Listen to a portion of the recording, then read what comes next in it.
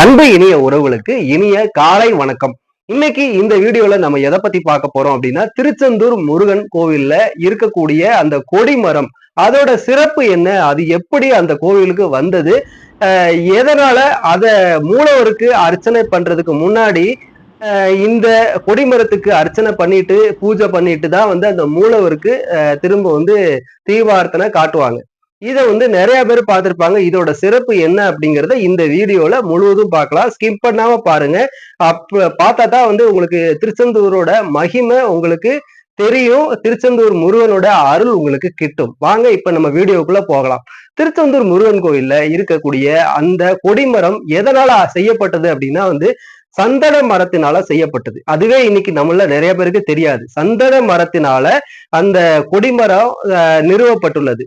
இது கிட்டத்தட்ட ஒரு 2000 ஆண்டுகளுக்கு முன்பு அங்க இருக்கக்கூடிய அந்த குருக்களோட கனவுல மாசி மகத்துக்கு பாத்தீங்க அப்படின்னா திருவிழா அங்க நடக்காம இருந்தது. எதனால அப்படின்னா அங்க கொடிமரம் இருந்தா தான் அந்த திருவிழா நடத்தணும் அப்படின்னு சொல்லி முருகன் சொன்னதுனால கொடிமரத்துக்கு எங்க போகலாம் அப்படின்னு நம்ம தேடும் போது மேற்கு தொடர்ச்சி மலையில இந்த கொடிமரத்துக்கான மரம் இருக்கு அப்படின்னு ஒருத்தர் சொன்னதுனால 21 பேரு கொண்ட அந்த குழு கூடுது. ஒண்ணு கூடி அங்க பேசுறாங்க. எந்த மரத்தை வெட்டலாம், என்ன செய்யலாம் அப்படின்னு சொல்லி பேசும்போது பாத்தீங்க அப்படின்னா, அங்க உள்ள ஒரு அம்மன் கண்ணுல இருந்து அப்படியே கண்ணீரா சொட்டிக்கிட்டு இருக்கு. அந்த ஒண்ணு அங்க இருக்க அந்த குருக்கள் போய் என்னம்மா இந்த மாதிரி நான் முருகனுக்கு ஒரு நல்லது செய்யும் போது இப்படி நீ கண்ணீர் சிந்துறியே அப்படின்னு கேட்ட உடனே, நீங்க 21 பேர் போறீங்க, அதுல நீ மட்டும்தான் திரும்ப உயிரோட வருவ, மீதி உள்ள எல்லோருமே உயிரோட வரமாட்டாங்க அப்படின்னு சொன்ன உடனே இதை அவங்களுக்கு தெரியப்படுத்த கூடாது. ஆனா அவங்கள கூட்டிட்டு நீ போகணும் அப்படின்னு சொன்ன உடனே அந்த 21 பேரும் அந்த அந்த சாமி மூலமா அந்த மேற்கு தொடர்ச்சி மலையை நோக்கி செல்றாங்க. 21 மாட்டு வண்டியில 21 மாட்டு வண்டியில அங்க பயணம் செய்யறாங்க. அப்படி செல்லும் பொழுது அங்க போன உடனே ஒரு மிகப்பெரிய ஒரு சந்தன மரம் அங்க இருக்குது. அந்த மரத்தை பார்த்து வெட்ட போகும்போது பாத்தீங்க அப்படின்னா அங்க உள்ள அந்த சாமிக்கு தெரியுது, அங்க கூட்டிட்டு போன சாமிக்கு இங்க 21 கடவுள் இந்த மரத்துல இருக்கிறாங்க. இத நம்ம விரட்டிட்டு தான் நம்ம கொண்டு போக முடியும் அப்படின்னு சொன்னோடனே அதுல யாரெல்லாம் இருக்கா அப்படின்னா சொடலமாடனோட 21 கன்னி தேவதைகள் அந்த மரத்துல இருக்காங்க. கோடாரியை வச்சு வெட்டின உடனே அந்த கோடாரி 21 பேரு தலையவும் துண்டிச்சிருச்சு.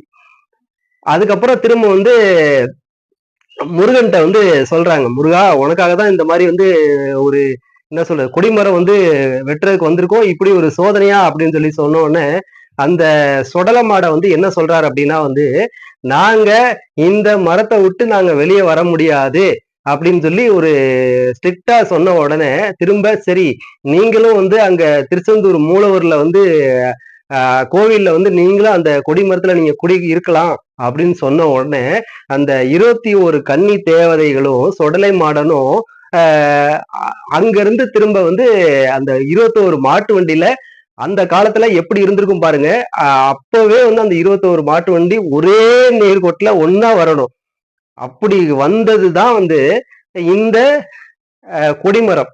இந்த கொடிமரத்துக்கு அவ்வளவு சிறப்பு இருக்கு. இந்த கொடிமரம் இங்க நிறுவப்படுறதுக்கு சொரிமுத்து ஐயனார், அதாவது அந்த சொரிமுத்து ஐயனார் தான் சொடலை மாடன் கிட்ட சொல்றாரு, இது முருகனுக்காக உள்ளது, நீங்க முருகன் கோவில்ல நீங்க எப்பயுமே நீங்க குடியிருக்கலாம், உங்களுக்கு பூஜை செய்ததுக்கு அப்புறம்தான் திரும்ப முருகனுக்கே பூஜை நடக்கும் அப்படின்னு சொன்னதோட சத்திய வாக்குக்காகத்தான் சொரிமுத்து ஐயனார் சொல்லி சொடலமாடனோட முன்னிலையில 21 கன்னி தேவதைகளும் அந்த மரத்துல இன்னைக்கும் அந்த சந்தன மரத்துல குடியிருக்காங்க திருச்செந்தூர்ல. அங்க நீங்க திருச்செந்தூர் நீங்க போனீங்க அப்படின்னா இந்த கொடிமரத்தோட சிறப்பை நீங்க தெரிஞ்சுக்கிட்டு நீங்க வழிபட்டீங்க அப்படின்னா 21 கன்னி தேவதையும் அங்க சொடலை மாடனும் அந்த கொடிமரத்துல இருக்கிறதுனால சக்தி வாய்ந்தது. அதிகாலையில இந்த பூஜை நடக்கும். அனைவருக்குமே இதை பார்க்கறதுக்கு இலவசம் தான். திருச்செந்தூர் நீங்க போனீங்க அப்படின்னா அதிகாலை நடக்கக்கூடிய இந்த கொடிமரத்தோட பூஜையும் நீங்க இனிமேல் வரக்கூடிய காலகட்டம் நீங்க போனீங்க அப்படின்னா பார்க்கலாம். இந்த வீடியோ பிடிச்சது அப்படின்னா லைக் பண்ணுங்க, கமெண்ட் பண்ணுங்க, ஷேர் பண்ணுங்க, அனைவருக்கும் அனுப்புங்க. அப்பதான் இந்த கொடிமரத்தோட சிறப்பு என்ன அப்படிங்கிறது தெரியும். தேங்க்யூ.